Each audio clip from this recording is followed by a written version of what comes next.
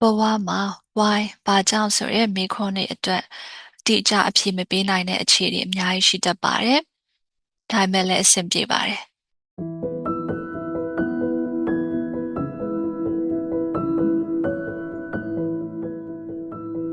အားလုံးပဲမင်္ဂလာပါရှင့်။ My Life Story by Alice ကနေပြန်လည်ကြိုဆိုလိုက်ပါတယ်။ဒီနေ့မှာတော့မတိချင်များစွာနဲ့ဘဝရဲ့အဆက်အပြောက်လေးများဆိုတဲ့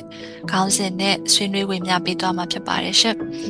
အရင်ဆုံးထုံးစံအတိုင်းကျမရဲ့လက်ရှိ physical appearance ကိုသရုပ်ဖော်ပြပါမယ်။ဒီနေ့မှာတော့ဒီအပြာရောင် T-shirt ကိုကျမဝတ်ထားရပေါ့နော်။ပြီးရင်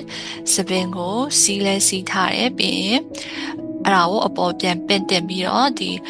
ဇီစဝါပန်းပုံကလစ်လေးနဲ့ပြန်ညှက်ထားရပေါ့နော်။ဆိုလိုတာစီးလဲစီးထားတယ်ထုံလဲထုံထားတယ်ဆိုတဲ့သဘောပေါ့နော်။ Okay ဒါလေးကကျမရဲ့လက်ရှိရုပ်ပိုင်းဆိုင်ရာအနေအထားကိုမြင်ရလာအောင်သရုပ်ဖော်ပြတာပါရှင့်လွန်ခဲ့တဲ့2010ပေါ့နော်ကျမရဲ့ပထမဆုံး Bachelor ဘွဲကိုရတဲ့နှစ်ပေါ့အဲ့မှာကျမရဲ့တငယ်ချင်းတော်တော်များများကမဟာဆက်တက်ကြတာရှိတယ်ပြီးလို့ရှိရင်တချို့ကြတော့အလုပ်ဝင်ကြတယ်ပေါ့နော်လုပ်ငန်းခွင်ဝင်ကြတယ်အဲ့အချိန်တုန်းကအဲ့နှစ်ခုလုံးဒီကျမအတွက်ရွေးချယ်စရာ option ဖြစ်မနေခဲ့ဘူးပေါ့နော်အဲ့ဒီမှာကျမအနေနဲ့ဘာလုပ်ဖို့ဆုံးဖြတ်လဲဆိုလို့ရှိရင် English မြန်မာဒီ magazine တစ်ခုရဲ့ဘာသာပြန်ပြိုင်ပွဲပေါ့နော်သူကိုဝင်ဖို့ဆုံးဖြတ်လိုက်တယ်သူက2နှစ်ကြာတယ်ပေါ့နော်အချိန်အားဖြင့်ဆိုရင်အဲ့မှာကျမဘေးပတ်ဝန်းကျင်မှာရှိတဲ့သူတွေကဘာမေးလဲဆို why ပေါ့နော်ဘာကြောင့်ဒီပြိုင်ပွဲဝင်ရတာလဲဘာလို့လဲပတ်စံရမှာလားဒါမှမဟုတ်အလုပ်ရမှာလားပေါ့နော်ဒီပြိုင်ပွဲပြီးသွားတယ်ဆိုတော့အဲ့ဒီအချိန်မှာကျမအတွက်ပြန်ဖြေစရာအဖြေကအတိအကျမရှိဘူးပေါ့နော်သူတို့လိုချင်တဲ့အဖြေပုံစံမျိုးမဟုတ်ဘူးဘာကြောင့်လဲဆိုလို့ရှိရင်လှုပ်ကြည့်ချင်လို့လှုပ်တဲ့နေချင်လို့အဲ့ဒီအချိန်မှာကျမအတွက်ရွေးချယ်ပြီးလှုပ်ရှားအဲ့ဒီတစ်ခုပဲရှိနေလို့ဆိုရယ်အနေအထားမျိုးပေါ့နော်ဒါပေမဲ့လည်းမထင်မှတ်ထားတာက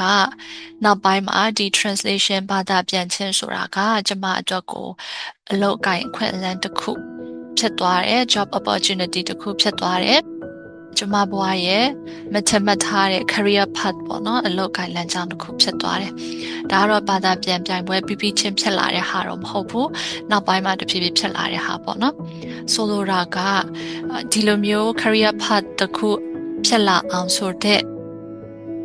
ရည်ရွယ်ချက်နဲ့တော့လုံလိုက်တာမဟုတ်ဘူးပေါ့နော်အဲ့ဒါတော့လုံးဝသိချပါတယ်ဆိုတော့ဒါလေးက why ဆိုတဲ့မေးခွန်းအတွက်ကိုအတိအကျအဖြေမပေးနိုင်ခဲ့တဲ့ကျမဘဝရဲ့ life event တစ်ခုပေါ့နော်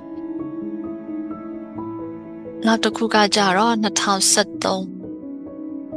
အဲ့ဒီမှာ US က online school တစ်ခုကိုသွားပြီးတော့တွေ့မိတယ်တွေ့ပြီးတော့တက်ကြည့်ရပေါ့နော်ဆိုတော့တရုံတန်ရုံအချိန်တွေမှာဆိုလို့ရှိရင်ကျမဒီ online learning လုပ်နေတာများတယ်အဲ့ဒီအကြောင်းက class တွေမှာတက်နေတာများတယ်ပေါ့နော်အဲ့ဒီအချိန်မှာလည်းဘေးကလူတွေမေးခွန်း why ပေါ့နော်ဘာလို့တက်တာလဲအဲ့ရနေတက်ရင်ဘာရမှာလဲပတ်စံလားအလုပ်လားပေါ့နော်ထုံးစံအတိုင်းဆိုတော့အဲ့ဒီအချိန်မှာကျမအတွက်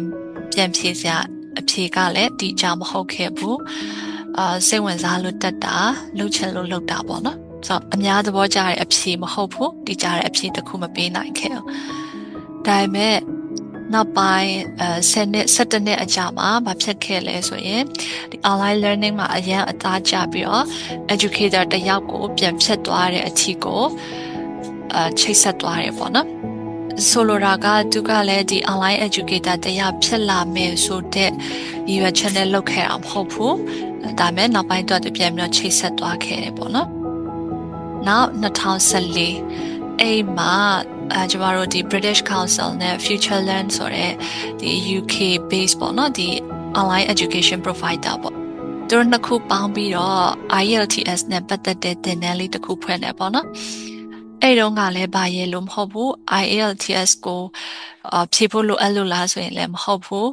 ဒီဟာကိုသုံးပြီးတော့နိုင်ငံခြားသွားဖို့ဘာညာဆိုတဲ့အစီအစဉ်လည်းကျမမှမရှိဘူးပေါ့နော်ဘာလဲဆိုရယ် curiosity တစ်ခုတည်းအတွက်နဲ့ပဲကျမတက်ခဲ့တာအဲ့တော့လည်းအဲ့လိုပဲ why ဆိုရယ်မေးခွန်းရင်ဆိုင်ရတယ်နိုင်ငံခြားသွားမှာမို့လား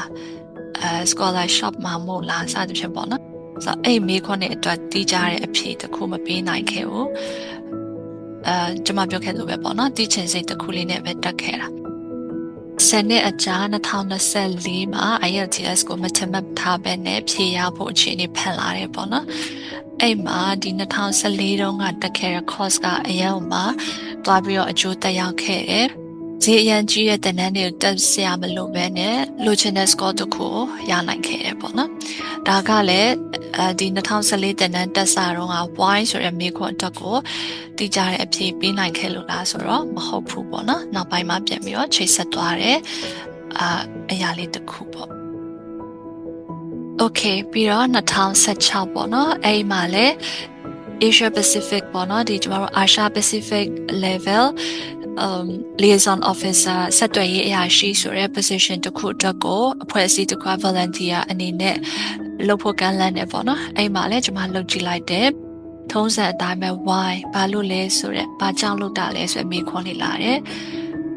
ကျမရဲ့အဖြေကလည်းတိကျပေးစရာမရှိဘူးငွေရေးကြေးအရာလည်းရတာမဟုတ်ဘူးပြီးလို့ရှိရင်အလုပ်ကိုင်အတွက်လည်းမဟုတ်ဘူးပေါ့နော်လုပ်တဲ့ထင်တာရဲ့အတွေ့အကြုံ experience ရအောင်အတွက်ရဆိုတာပဲပေါ့နော်ဒါပေမဲ့လို့နောက်ပိုင်းဒီ8နှစ်9နှစ်နီးပါးအကြာမှာအဲ့ရတဲ့အတွေ့အကြုံတွေကဘာနဲ့သွားပြီးဆက်သွားလဲဆိုရင်ကျွန်မလက်ရှိတက်နေတဲ့မဟာဘွဲ့အတွက်ကိုမေဂျာရွေးချယ်စရာပေါ့နော်အဲ့အကြောင်းအချက်တွေနဲ့အများကြီးဆက်ပတ်သက်သွားတယ်ပေါ့နော်နောက်ဆုံးတစ်ခုအဲ့ဒါဘာလဲဆိုလို့ရှိရင်လက်ရှိကျွန်မတက်နေတဲ့မဟာဘွဲ့အတွက်ကိုမေဂျာရွေးချယ်မှုပေါ့နော်တော်ရုံတန်ရုံဆိုလို့ရှိရင်ဒီမေဂျာကိုမရွေးကြဘူးပေါ့နော်ကျွန်မရဲ့ပတ်ဝန်းကျင်ကချရခင်ရတဲ့သူတွေကလည်းတခြားမေဂျာဆိုရင်မတင်တော့ဘူးလားပေါ့နော်ဘာလို့လဲဆိုတော့အဲ့ဒါပြီးသွားရင်အလောက်အကိုင်အခွင့်အလမ်းတွေပို့ပြီးများတယ်ပေါ့နော်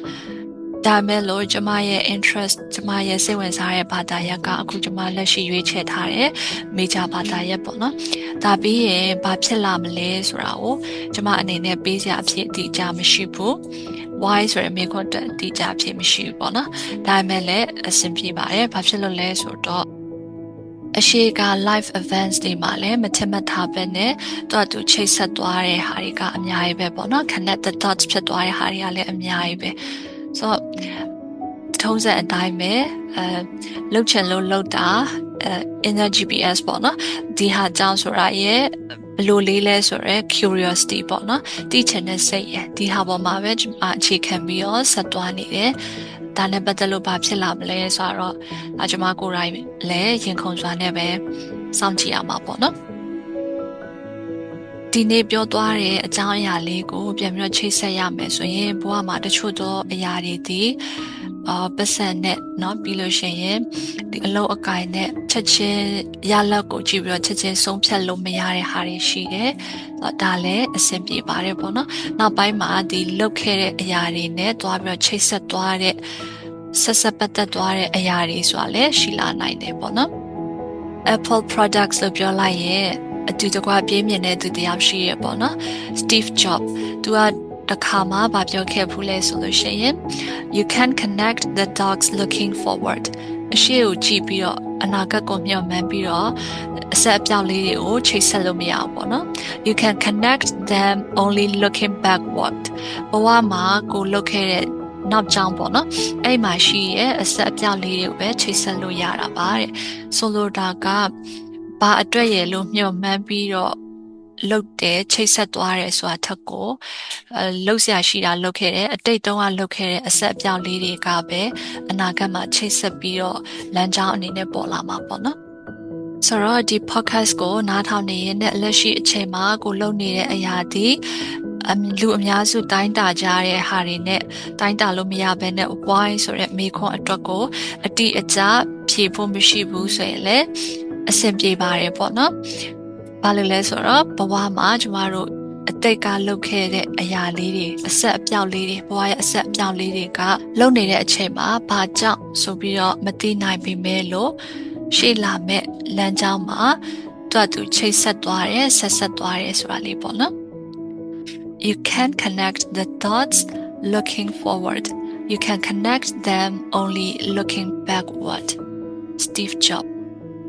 ကျေးဇူးတင်ပါတယ်ရှင်နောက် podcast တွေမှာပြန်ပြီးတော့ဆုံကြပါမယ် Have a nice day